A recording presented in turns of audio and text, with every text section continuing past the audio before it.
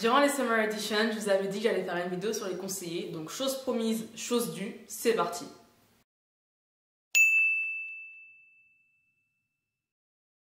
Hey, bonjour à tous, j'espère que vous allez bien. Aujourd'hui, j'aimerais te demander qui sont tes conseillers, comment est-ce que tu les choisis et est-ce que tu es sûr que tu as choisi les bons conseillers. Avant de commencer cette vidéo, je veux juste introduire en lisant deux versets. Donc le premier se trouve dans Proverbe 24, verset 6. Oui, il faut de bonnes directives pour faire la guerre, et la victoire tient au grand nombre de conseillers. Le deuxième verset se trouve dans le chapitre 15 des Proverbes au verset 22. Les projets échouent en l'absence de délibération, mais ils se réalisent quand il y a de nombreux conseillers. Les versets sur les conseillers, on peut en citer plein, on peut en citer plusieurs. Ça nous montre bien l'importance des conseillers dans nos vies et nos projets. Personnellement, je suis une fille qui aime bien être seule, c'est-à-dire que moins j'ai d'amis, mieux je me porte, moins il y a des personnes qui gravitent autour de ma vie, moins il y a des personnes qui gravitent autour de ma vie intime, je veux dire, et mieux je me porte. Après, attention, avoir des amis, être bien entouré, c'est important, c'est quelque chose de sain. Mais là, je parle vraiment pour mon cas. C'est vrai que moi, j'aime pas trop être entourée, j'aime pas trop quand les gens ils me posent des questions sur ma vie personnelle, j'aime pas trop quand les gens ils sont toujours là à me questionner sur alors tes études, alors ta santé, alors ton travail, qu'est-ce que tu veux faire après, qu'est-ce que tu vas faire là, et qu'est-ce que tu m'avais dit, est-ce que tu as des projets pour ci, est-ce que tu as des projets pour ça. En fait, je trouve que c'est des choses qui me regardent et j'ai pas forcément envie de les partager avec tout le monde. Donc c'est vrai que moi, personnellement, je suis une fille qui n'aime pas trop être entourée. Et c'est vrai que je dois rajouter, je suis une personne qui gère pas très bien ses relations, c'est-à-dire que moi je suis le genre de personne qui prend zéro nouvelle. Je donne un peu cette impression que je vais parler à quelqu'un juste lorsque j'ai besoin de cette personne. Si j'ai pas besoin d'elle, si j'ai pas de questions à lui poser, je vais pas lui parler. C'est vrai que ça donne cette impression-là, mais c'est juste que je sais pas, j'ai du mal à gérer un peu mes relations. Je suis là, si tu as besoin de moi, il n'y a pas de souci, mais moi, j'aime pas faire appel aux autres, j'aime pas, je sais pas, je sais pas trop comment expliquer, mais je n'aime pas. Je n'aime pas demander de l'aide, j'aime bien tout faire par moi-même. Et plus j'avance avec Dieu et plus je me rends compte que je le veuille ou non, mon entourage a un impact sur ma vie, mon entourage est important pour moi. Et peut-être que oui, aujourd'hui j'arrive à gérer ma vie toute seule, mais arrivera un jour où Dieu me confiera des choses plus grandes et j'aurai forcément besoin d'être entourée, j'aurai forcément besoin de soutien, j'aurai forcément besoin de conseillers. J'ai des projets et j'imagine que vous aussi. Ça peut être des projets au niveau financier, spirituel, scolaire, professionnel, familial, bon, bref.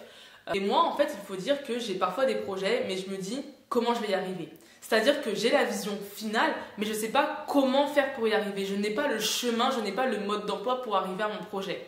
Et c'est là qu'interviennent les conseillers. Les conseillers, ils vont être là pour pallier à ton manque de connaissances techniques, pour pallier à ton manque de connaissances, je veux dire, expérimentatifs, expérimentielles. Enfin, tu manques d'expérience, quoi, c'est ce que je veux dire.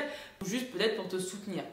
Et si je prends mon cas, quand bien même j'aime pas être entourée, quand bien même j'aime pas raconter ma vie personnelle à tout le monde, j'aime pas raconter mes projets, tout ça, j'ai besoin de conseillers et je m'en rends compte. Je vous donne un exemple. Lorsque j'ai voulu acheter ma voiture, j'ai été de point de vente en point de vente avec mes parents. Et pourquoi j'ai été avec mes parents? Parce que de moi-même, j'avais pas toute la connaissance nécessaire pour pouvoir m'acheter une voiture. C'est-à-dire que lorsque j'arrivais dans un point de vente, je regardais la tête de la voiture, est-ce qu'elle a une belle couleur, est-ce qu'elle a un beau intérieur, et le prix de la voiture, est-ce qu'elle est dans mon budget. Et c'est tout. C'est tout, je m'arrêtais là en fait, tout ce qui est connaissance technique, tout ce qui est connaissance du véhicule, je ne regardais pas parce que je ne connais pas, c'est pas dans mes cordes, c'est pas dans ma capacité en fait. Donc j'ai dû aller avec des personnes qui avaient de l'expérience, des personnes qui se sont déjà achetées des voitures pour qu'elles puissent me conseiller. Ici, c'était mes parents.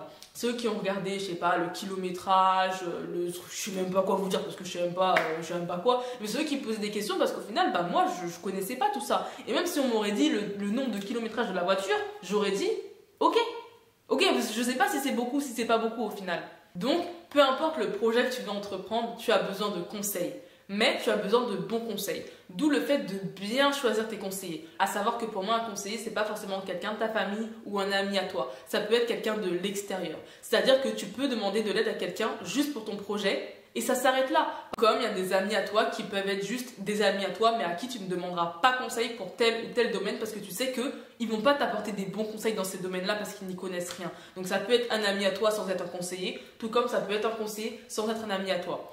Donc le premier conseil que je peux te donner pour bien choisir tes conseillers, c'est évite les personnes qui n'ont pas d'expérience ou d'expertise dans le domaine que tu recherches, dans le domaine dans lequel tu essayes de travailler, dans le domaine dans lequel tu essayes d'avancer. Appliquer les conseils d'une personne te fait prendre le risque de finir comme cette personne. Donc maintenant, pose-toi 2 minutes et regarde la vie de cette personne. Et demande-toi, est-ce que la moi du futur a envie de ressembler à cette personne-là? A envie de ressembler à cette personne à qui je demande conseil? Et la situation par laquelle tu passes, l'objectif que tu as, eh bien d'autres l'ont eu avant toi. Et ils ont eu des hauts, ils ont eu des bas, ils ont fait des erreurs, mais ils ont réussi aujourd'hui. Donc va demander des conseils directement à ces personnes qui ont déjà réussi et ça t'évitera de tomber dans des pièges dans lesquels eux-mêmes ils sont tombés. Dans leur témoignage, tu arriveras à éviter certains pièges. Par exemple, tu veux des conseils en maternité. Tu as un enfant, tu veux savoir comment faire l'éveil, comment faire son éducation, tout ça. Tu vas pas venir me demander des conseils à moi. Ça ne servirait à rien parce que je n'ai pas d'enfant, tu vois. Donc je pourrais te donner des conseils théoriques, ce que je pense appliquer avec mes futurs enfants, ce que j'aimerais mettre en place dans mon éducation, ce que j'aimerais mettre en place dans ma maternité, dans ma façon d'être, dans ma façon d'être mère. Mais ce sera que théorique, parce que j'ai jamais été face à un enfant, j'ai jamais été confrontée à cet événement, à cette réalité-là. Donc je vais te donner des conseils, mais au final, ils ne seront même pas forcément applicables, parce que ça restera de la théorie. Je ne vais pas te dire, je suis passée par là, j'ai essayé ça, essaye et tu verras. Parce qu'au final, je ne suis pas passée par là. Donc je ne sais pas quel conseil je pourrais te donner, parce que je n'ai pas d'expérience dans le domaine qui t'intéresse. Deuxième exemple, tu as envie de te perfectionner en peinture. Tu t'es dit, ok, moi cette année, je vais me lancer dans la peinture, je vais faire des petites toiles, des petits trucs, des petits machins. Ne viens encore une fois pas me demander conseil à moi, je ne sais pas peindre, je ne sais pas dessiner, même un croquis, je ne sais pas faire, ça sert à rien. Donc je pourrais pas te dire ouais mais plus ton pinceau comme ça, tourne un peu ton truc comme ça, appuie un peu plus parce que je n'y connais rien. Donc ici déjà on voit deux risques. Le premier risque c'est que demander des conseils à des personnes qui n'ont pas d'expérience dans le domaine qui t'intéresse, ça va produire en fait des conseils inapplicables sur le terrain. Si tu vas avoir des conseils théoriques, mais face à la réalité, ces conseils tu ne pourras pas les appliquer. Parce que cette personne n'a pas vécu ce que toi tu essayes de vivre, n'a pas vécu ce que toi peut-être tu vis. Le deuxième risque, c'est que tu vas tomber sur des personnes qui ne vont pas te faire progresser parce qu'elles-mêmes n'ont jamais progressé dans ce domaine. Si je reprends l'exemple de la peinture, j'ai jamais progressé dans ce domaine, j'ai jamais commencé même dans ce domaine. Donc comment je pourrais te donner des conseils pour réussir, pour progresser, alors que moi-même je n'ai jamais progressé? Parler à des personnes qui ont de l'expérience dans le domaine qui t'intéresse, parler à des personnes qui ont vécu ce que toi tu vis aujourd'hui, ça va te permettre d'avoir des conseils pertinents, réalistes et réalisables. Le deuxième conseil que je peux te donner, c'est évite les personnes négatives et les personnes jalouses. Comme je vous ai dit, moi je suis le genre de personne qui n'aime pas parler de sa vie personnelle, j'aime pas me confier. Et une des raisons pour laquelle j'aime pas me confier, c'est qu'un projet pour moi c'est tellement personnel. Donc si je te parle de mes projets personnels, déjà ça me coûte parce que j'ai du mal à le faire. Mais si je le fais et que je me retrouve face à un mur ou je me retrouve face à des critiques ou à des jugements ou du mépris, en fait ça va me bloquer, ça va me braquer, ça va me piquer. Je vais me dire mais purée, en fait déjà j'ai du mal à en parler. Là j'en parle et je me retrouve face à des moqueries, à de la jalousie, à des personnes qui essaient de me rabaisser. Ça va encore plus me braquer en fait. J'ai un témoignage par rapport à ça. Il y a quelques temps, maintenant ça remonte à plusieurs mois.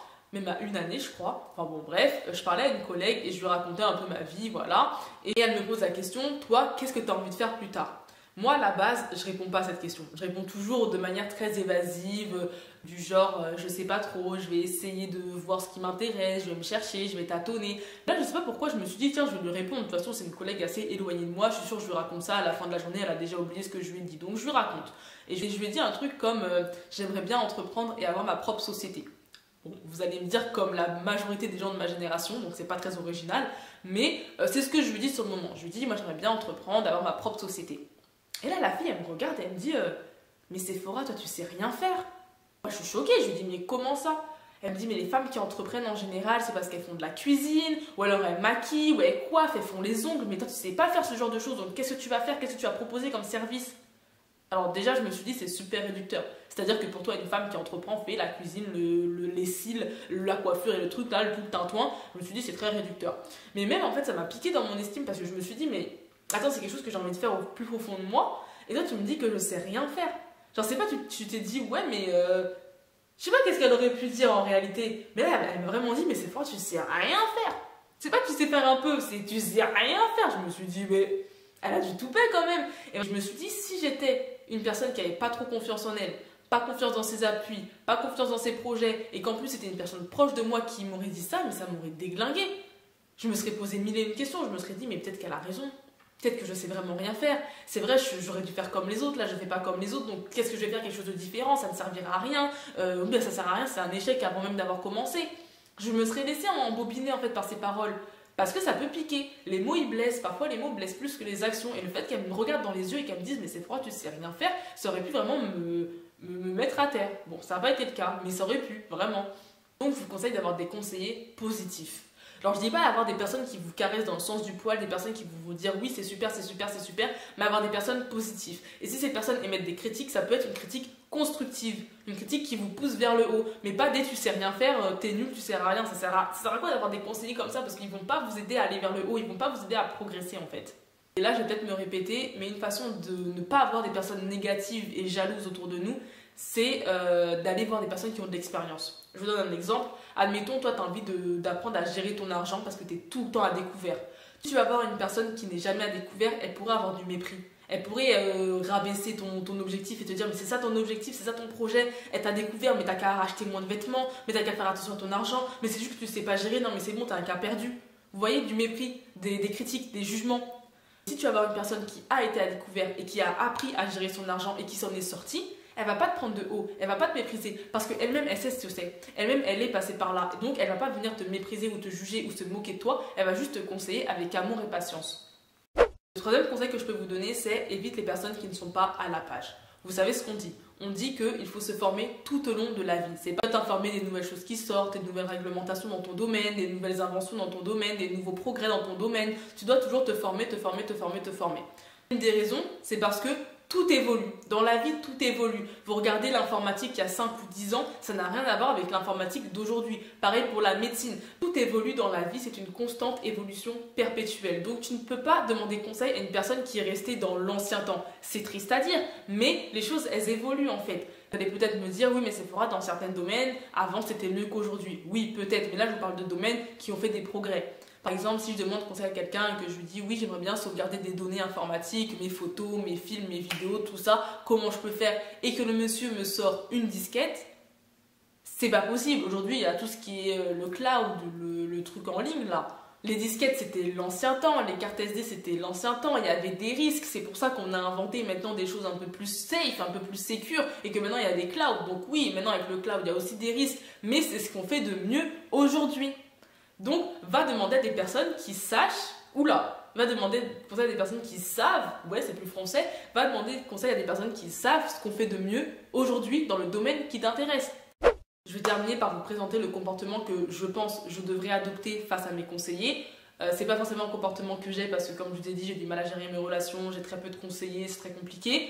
Mais je pense que c'est le comportement que je devrais adopter. Donc, si ça peut vous aider, grand bien vous en fasse.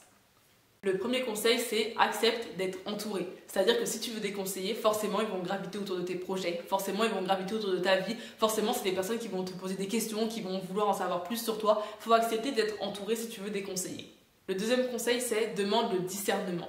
Demande le discernement pour savoir quelle personne doit être ton conseiller ou quelle personne doit être ta conseillère. Parce que c'est pas parce qu'une personne est gentille et tu t'entends bien avec elle que c'est forcément un bon conseiller. Le troisième conseil, c'est savoir gérer ses relations. Donc premièrement, il faut savoir les cadrer. Est-ce que cette personne, c'est ton ami plus ton conseiller, ou est-ce que cette personne, c'est seulement ton conseiller et ce ne sera jamais ton ami?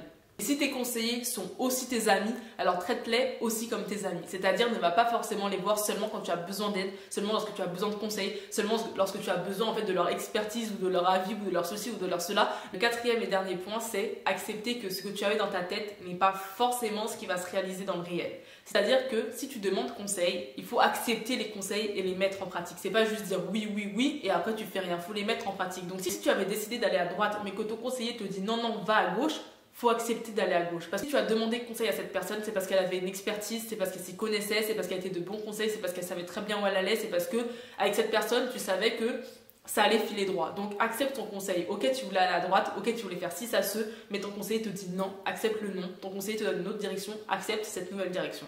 C'est compliqué à faire parce que moi, je sais que je suis une personne qui aime faire les choses comme elle l'entend. Je suis le genre de personne qui demande conseil, mais qui a déjà son idée dans la tête. Et au final, je sais que je ferai comme je veux faire. Donc c'est très compliqué à mettre en place, mais si tu as choisi une personne pour être ton conseiller dans ce domaine-là, c'est pour une raison. Donc il faut s'en rappeler et accepter ses conseils et ses réprimandes et ses changements de direction éventuels. Choisis des personnes qui ne seront pas jalouses, des personnes qui ne seront pas envieuses, mais des personnes reconnaissantes parce que c'est vers elles que tu te seras tourné pour demander des conseils. Des personnes qui vont se dire « Ah mais elle m'a demandé conseil, j'ai pu participer à son projet, grâce à moi elle a pu faire ça, ça, ça, mais je suis tellement reconnaissante qu'elle ait pensé à moi pour ça. » Voilà, des personnes qui sont juste bienveillantes en fait. Je vais juste terminer par vous dire que je pense que mon cercle de conseillers, il se construit dès aujourd'hui. Il faut que je commence dès aujourd'hui à prendre des contacts, à regarder les personnes qui vont dans le même sens que moi, à regarder des personnes qui regardent dans la même direction et commencer à entretenir des relations, commencer à garder un lien avec des personnes qui vont en fait ce truc qui va me faire dire, eux plus tard, ils vont pouvoir me conseiller. Eux plus tard, c'est eux qui vont me faire revenir sur terre. Eux plus tard, lorsque je serai découragée, ils pourront me remettre du boost. Ils pourront me dire, allez, on y va, on se motive, on se motive, on se motive, parce que je vois que dans leur vie, ils arrivent à le faire. Et je vais juste terminer avec ça. Oui, c'est la troisième fois que je le dis, mais là, cette fois-ci, c'est vrai.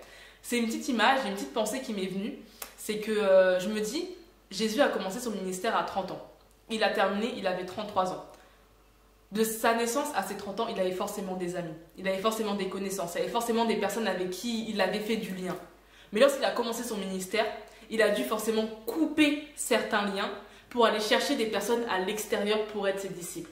Ça ne veut pas dire que les personnes qu'il avait connues, c'était des personnes mauvaises. Ça ne veut pas dire que les personnes qu'il avait connues, c'était des personnes négatives ou jalouses. Ça veut juste dire que les personnes qu'il avait connues n'étaient pas les personnes dont il avait besoin pour son ministère. Ce n'étaient pas les personnes dont il avait besoin pour accomplir ce qu'il devait accomplir. Il n'a pas ses amis qu'il a été chercher, c'est des personnes à l'extérieur. Donc parfois, pour certains de tes projets, tu vas devoir couper avec tes amis et t'attacher à des personnes qui viennent de l'extérieur.